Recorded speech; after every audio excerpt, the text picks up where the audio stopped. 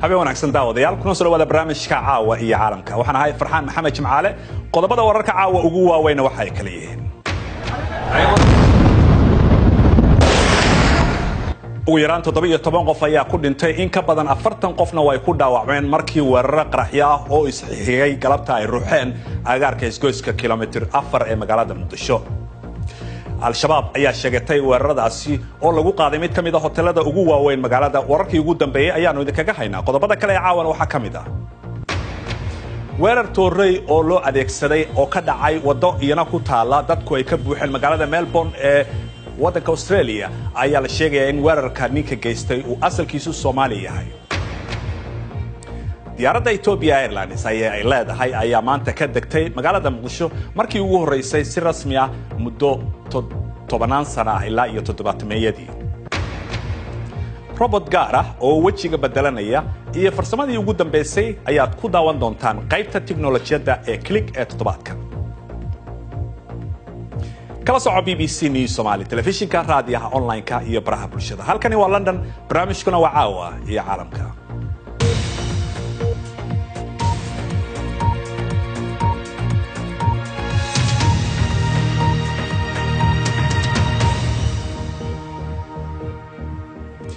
waxaanu ku bilaabaynaa 3 qarax oo isxiga ayaa galabta ruuxay agaarka isgoyska kilomitir 4 iyo hoteelka Saxafi ee magaalada Muqdisho caasimadda Soomaaliya wararku waxay sheegayaan in ugu yaraan 17 qof oo isugu jira shacab iyo ciidamadii ilaalada goobahaasi halkaasi ay ku nafwaayeen wararka qaar waxay sheegayaan in tirada dhimashada ay inta ka badan karto dad goob joogayaal ah ayaa waxa ay sheegayeen in 2 qarax marka hore oo gawaari loo adeegsaday ay ku qarxeen agaarka hoteelka Saxafi oo ku yaala meel u dhow xarunta CID-da ee dambi baarista ka hor intaanu dhicin qaraxa saddexaad kooxda al-shabaab ayaa sheegatay weerarkaasi waxaana ay sheegeen in bartilmaameedku uu ahaa hoteelka oo sababta ay ku sheegeen in saraakiil sare oo ka tirsan dowladda federaalka ee Soomaaliya ay degan yihiin haddaba goorweyd wararkii ugu dambeeyay ee magaalada Muqdisho waxa aan weydiiyay wariyahayaga Maxamuud Cabdisamad farxaan abaara 4 barkii galabnimo ee xilliga magaalada Muqdisho ayaa weerar ku bilowday isqarxin waxa lagu qaaday hotel Saxafi kadibna rasaas ayaa bilaabatay muddo yar kadib waxa dhacay qarax labaad rasaastiina waa ay sii socotay oo rasaasta meeshaasi ka dhaceysay waxa la maqli karay ilaa mararka qaar ilaa xilliga maqribka kadib goor dhaweyd ayaa istaagtay inkastoo mararka qaar hal rasaas oo teltel la maqli karo qarax saddexaad ayaa isla waqtiyadii weerarka uu bilowday ku dhow halkaasi ka dhacay hotel Saxafi waxa uu ku yaalaa agagaarka lambar 4 isgoyska loo yaqaan lambar 4 oo caan ka ah magaalada Muqdisho sidoo kale hotel Saxafi waxa ku dhow ama daris la ah xarunta CID-da qasaaraha ka dhashay qaraxyadaasi farxaan amiin ambulance oo ah adeega gurmadka magaalada Muqdisho sida ay noo sheegeen dhimashadu ilaa hadda ay hubaan waa 10 qof laakiin waxay sheegeen in mar waliba ay ka badan karto sidoo kale waxa ay noo sheegeen in 45 qof oo dhaawac ay halkaasi ay ka qaadeen maxamuud aad buu mahadsan yahay wixii ka soo kordha qaraxyadaasi Muqdisho inta barnaamijkaanu ku jirno ayaanu idiin soo gudbin doonaa hal qof ayaa dhinaca kale ku dhintay laba kalena way ku dhaawacmeen weerar mindi loo adeegsaday oo ka dhacay magaalada Melbourne ee wadanka Australia waxaana saraakiishu ay sheegeen in weerarka uu geystay nin Soomaali ah oo halkaasi deganaa ninkan ayaa markii ugu horeysay waxa uu dab qabadsiiyay gaarigiisii ka hor inta aanu mindi ku weerarin 3 qof oo wadada marayay booliiska ayaa markii dambe toogtay oo dhaawacay ninkaasi kadibna markii isbitaalka la geeyay ayuu u dhintay dhaawacii falkan ayaa booliisku waxay ku sheegeen inuu ahaa fal argagixiso waxaana dad goob joogayaal ah ay sheegeen in markii hore booliiska la wargeliyay gaariga dabka la qabadsiiyay oo yiilay wadada la yiraahdo Back Street oo ku taala magaalada Melbourne oo bartamaha magaalada ah oo ah goob ganacsi oo xilligaasi ku beegnayd 4tii galabnimo saacada Australia xilligaasi oo wadadu ay aad mashquul u ahayd sawiradana waxa ay yihiin kuwii ugu dambeeyay ee laga soo duubay markii goobta weerarku uu ka dhacay gaariga ayaana waxa ka muuqatay in holac weyn uu ka baxay halkaasi oo markii hore uu burburiyay daaqad dukaan halkaasi ku yaalay sidoo kale ninka weerarka geystay ayaa dad shacab ah iyo ciidamada amniga ahba markii dambe ay baacsadeen taliyaha booliiska Victoria ayaa sheegay hadaba in qofka la tuhmay uu ahaa qof booliis ah iyo sirdoonka ay si weyn markaasi u yaqaaneen oo ay u dabagalayeen. waa qofkan Soomaaliga lagu sheegay oo uu ahaa nin ay indhaha ku hayeen asaga iyo qaar ka mid ah qarabadiisa. kooxda Daesh ayaaba sheegatay mas'uuliyadda weerarka iyadoo aan wax cadayna siinin. waxaana dhawaan la hadalnay Xuseen Xarako oo ah gudoomiyaha jaaliyadda Soomaalida ee Melbourne. ninka dhalinyarada ah hay'adda qaabilsan arrimaha argagixisada iyo booliiskaba way ogaayeen in arrimahaas oo lugaha kula jiray sidaan dareemayna wax cadoo lugaha ay ma jirin oo maxkamad lagu keenay ama dawladda ay xabis dhigtay laakiin arrimo ku saabsan internetka iyo website-yada fiirsan jiraan umaleeyaa in dabagal ay ku hayeen sidaa awgeed uu ku jiro liiska dadka yani indhaha gaarka lagu hayo laakiin wax kaloo intaa ka badan lama sheegin. jaaliyad ahaan waa la xaqiijiyay inuu Soomaali yahay laakiin magaciisa ilaa hadda idaacadda way qaristay dawladdan way qariyeen ma sheegin. anaga taas xoogaa inay hadda idaacadaha u sheegin ay taagan tahay laakiin waa la yaqaanaa biirarkii waa la yaqaanay dhalinyaro Soomaali ahaa arrintan si fahmay ku dhacday waa arrin runtii muruq ah dadka Soomaaliya oo degan magaalada Melbourne. bal markan aynu eegno qodobada kale ee ku jira wararka caawa. qaramada midoobay ayaa ku dhawaaqday in qorshooyin ay ku labalaabayso ay jiraan cuntada gargaarka ee Yemen si looga hortago macluul baahsan oo ka dhacda halkaasi. barnaamijka cuntada adduunka ee WFP ayaa sheegay in xaaladda ay ka sii darayso iyadoo doonaysa inay quudiso 14 milyan oo qof. hadalkan ayaa ku soo beegmay iyadoo uu sii xoogaystay dagaalka magaalada dekada leh ee Xudayda. tobanaan hay'adaha samafalka ee ku sugan Bangladesh ayaa sheegay in qoysaska Rohingya ay ka naxeen qorshe la doonayo in dib loogu celiyo Myanmar toddobaadka soo socda. in ka badan 700,000 oo muslimiinta Rohingya ayaa ku dhex jiray xeryo cooshada ah ilaa muddo sanad ah kadib markii ay ka soo qaxeen oo ay ka soo careen weerarada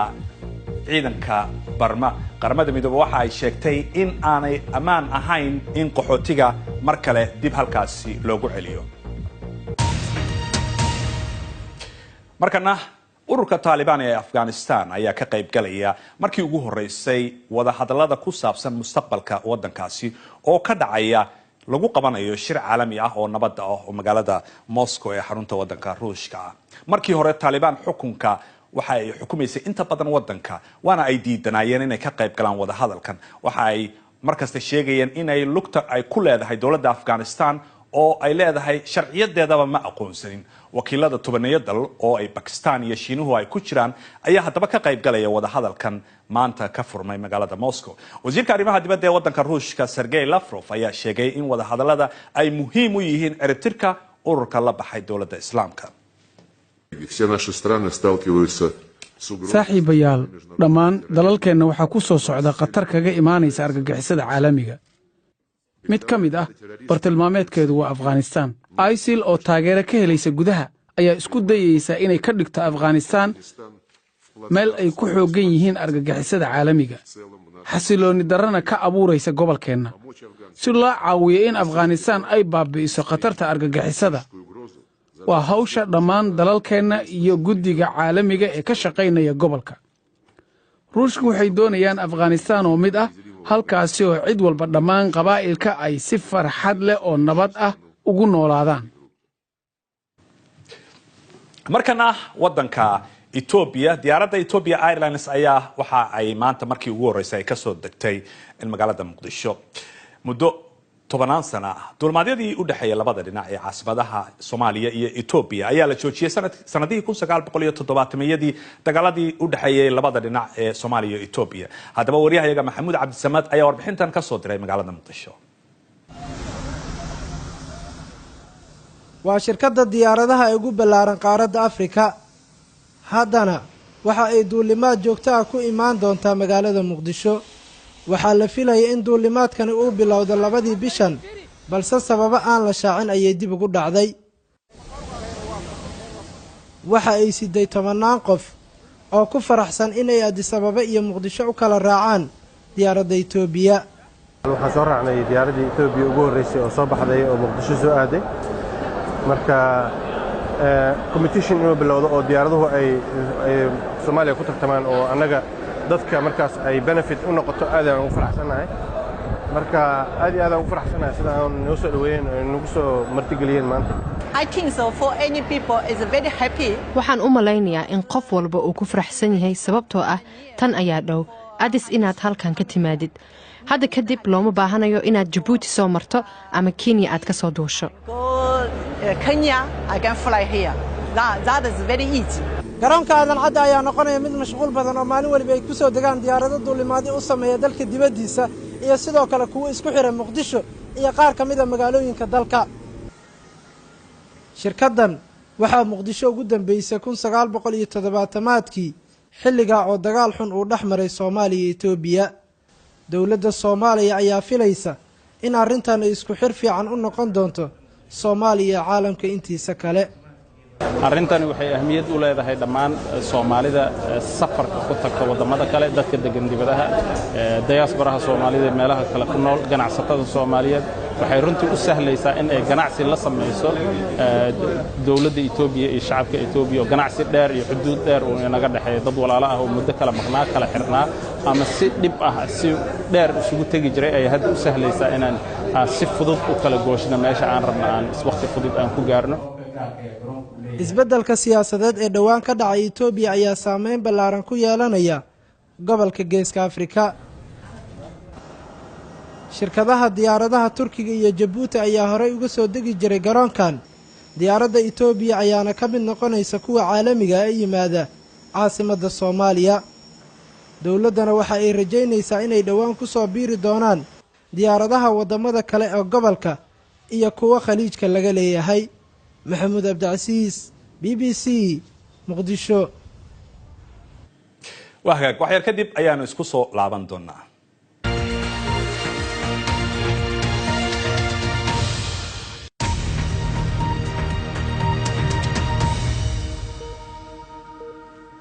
wali waxa daawanaysan barnaamijka caawiya caalamka waxaan ahay Farxaan Maxamed Jimcaale balan xasuusiyo qodobada wararka caawa ugu waaweyn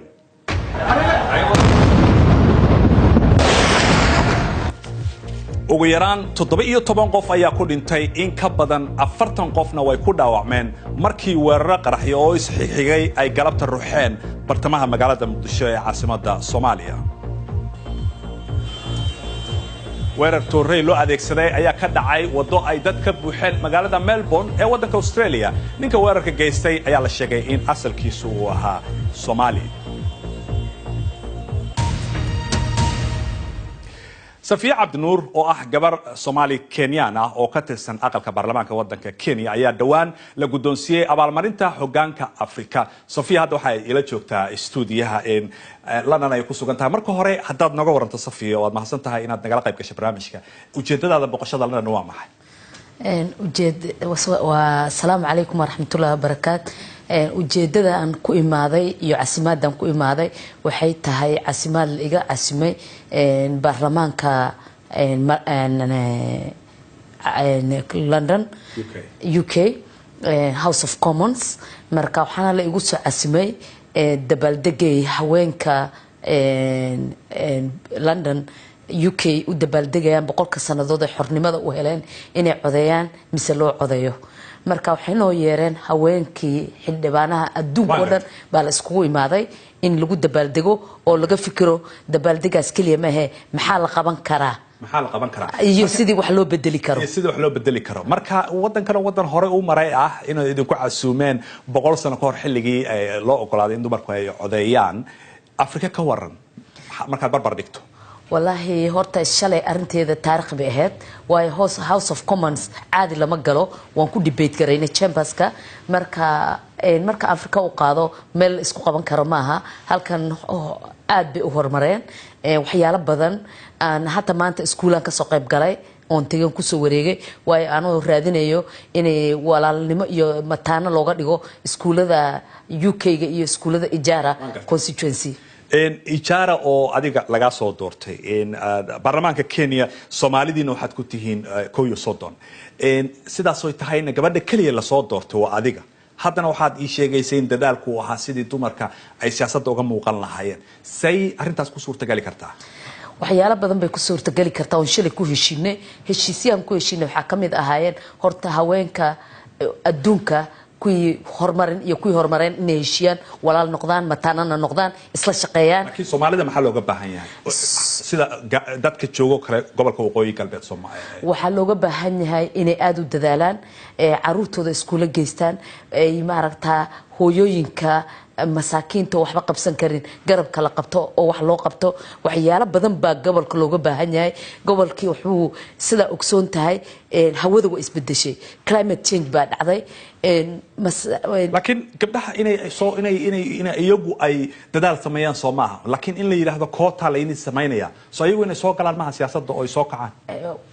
aniga glassrinka jabiyey maadaama aan jabiyey gabdhahoo dhan diyaar bay u yihiin walaalahay garab bay ii ahaayeen waqtiga horena haddana aniga iyagoo isla soconno baan dadaalaynaa oo arkaynaa inay gabdhihii ay ka baxaan quota systemka ay ka baxaan maaragta quota systemka waxa weeyaan sifa platform u helaan oo loo arko ay maaragta dadaalkooda iyo shaqada qaban karaan loo arko dhawaan sidii aan warbixinta aan ku sheegay bilowgeedii waxa lagu siiyay abaalmarinta hoggaanka ee xagga dumarka ee Afrika maxaad ku mutaystay baad leedahay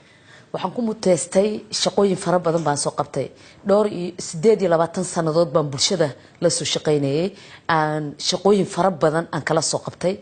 ay ka mid tahay hooyooyinka shaqada loo abuurayay dhalinyarada iyo waxyaalo badan markii laga soo tago dhinaca siyaasiga la soo galana waxaan ka mid ahaa dadka maaragta qoreen sharciga wadanka Kenya constitution dastuurka wadanka Kenya baan wax ka qoray oo maaragta u soo codeeyay 10 sanadood in la bedelo iyo ka badan 15 sanadood u soo codeeyeen oo durbaanka u tumeeyeen in la bedelo marka dastuurkaasi mid iyo laba maanta ma iga sheegi kartaa laga faa'iiday gaar ahaan dumarka Soomaalida Kenya ay ka faa'iideen maadaama wax ka qortay waxa kamid ah horta dawlad goboleed baan helnay dawlad goboleedkaas ay tahay oo macnaheedu yahay inay maaragta devolution and devolve gareyno power iyo resources inaad awoodda iyo maaragta maaliyadda intaba la geeyo dawlad goboleedka awooddaas laakiin dumarku wax ma laga siinaya dastuurka lagu qoray dastuurkana way ku qoran tahay inkasta oo weli si fiican ay u dhaqan galin laakiin way ku qoran tahay wayna ku jirtaa aad iyo aad baad mahadsan tahay Safiya Cabdi Nuur oo ah xildhibaan ka tirsan baarlamaanka Kenya oo nagala qayb galaysa barnaamijka caawa barbarkana haddii aynu eegno dhinaca iyo wadanka Mareykanka maamulka Trump ayaa waxa uu kordhiyay talaabooyinka lagu dabaaldegayo ama lagu dabagalayo soo galootiga sharci darrada isagoo sameynaya qorshe cusub oo lagu xayirayo dadka magangalya doonka soo galootiga sida sharci darrada wadankaasi ku soo galaya ayuu sheegay in aan magangalyo siyaasadeed la siin doonin balse hay'adaha xuquuqda u dooda ayaa sheegaya in qorshahan uu yahay mid sharci darro ah Yaasmiin Axmed ayaa ka waramaysa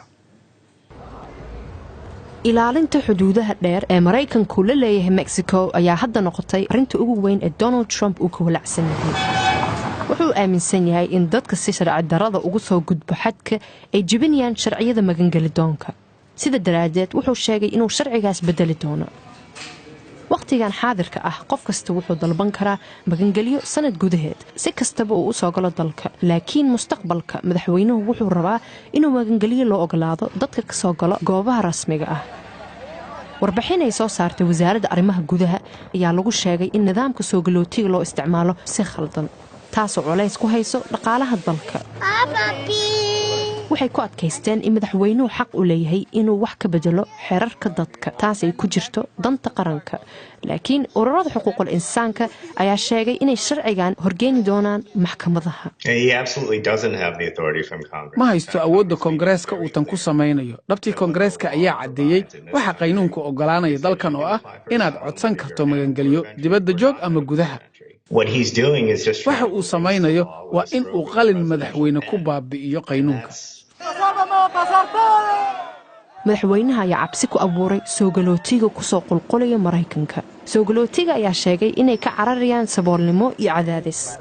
markii lagu jiro waqtigii doorashada iyo xilliga dhexe ee Mareykanka Donald Trump wuxuu tilmaamay inay yihiin kuwo dalka khatar badan u keenayo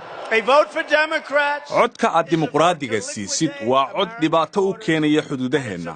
waa cod u ogolaanaya in ay soo galaan heroin fentanyl iyo darogooyin kale oo halis ah dad badan ayaa ku sheegay hadalladiisa kulala inay yihiin kuwo ku kacinaya dareenka dadka balse hadalladiisa wuu kaga dhabeeyay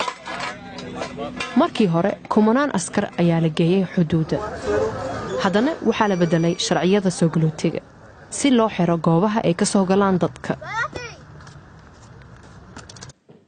haddana wararka ciyaaraha haddii aynu eegno tartanka Europa League ayaa Arsenal waxa ay gaartay heerka isreebreebka kadib markii ay ciyaar ever iyo ever isku mari waayeen kooxda Sporting Lisbon.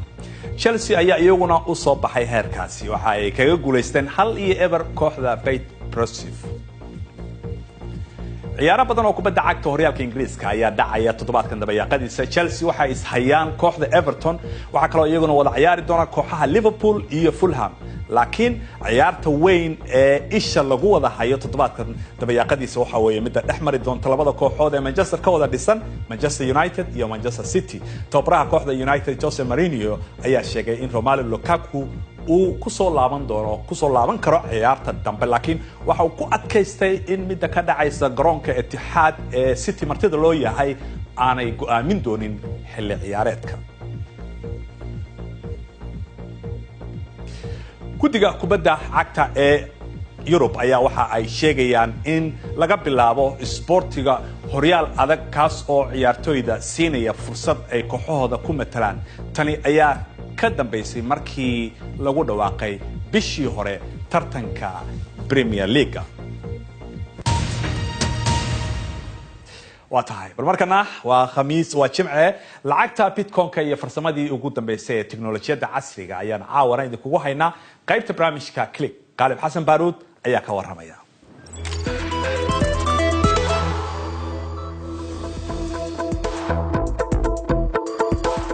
Bitcoin waxay toddobaadkan u dabaaldegaysaa sanad guuradeedii 10aad. waxay ka bilaabatay warqad cad oo si qarsooni ah loo qoray. taasoo lagu sharaxayay sida ay u shaqayn karto lacagta mala'awaalka ah. inkastoo ay tahay lacag sabaynaysa haddana way hirgashay. qiimaheeduna kor ayuu u kacay. Bitcoin waxaa laga abuuray nidaam la yidhaahdo mining. laakiin suuqyada sarifka internetka waxaa loo kala iibsadaa sida lacagta cad. haddana qalab cusub oo suuqa ku soo biiray. robotkii adduunka ugu casrisanaa ayaa la rajaynayaa inuu horumariyo xiriirka iyo wada shaqaynta ay la yeelan karaan aadanaha. Farhaad waxa uu isticmaalaa nidaam wejiga saare mishiin. waxaana laga xulan karaa dhaqdhaqaaq iyo dabeecado shabaha dadka.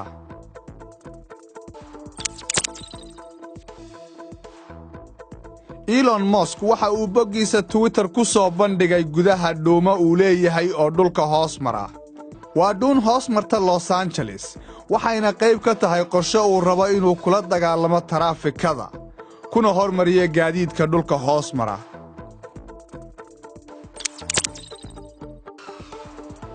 wiil yar oo 15 jir oo Australian ah ayaa ku guulaystay tartanka guud ee diyaaradaha droonka. Rudy Browning waxa uu ka badiyay 120 qof waxaana abaalmarin loo siiyay ku dhawaad $26,000.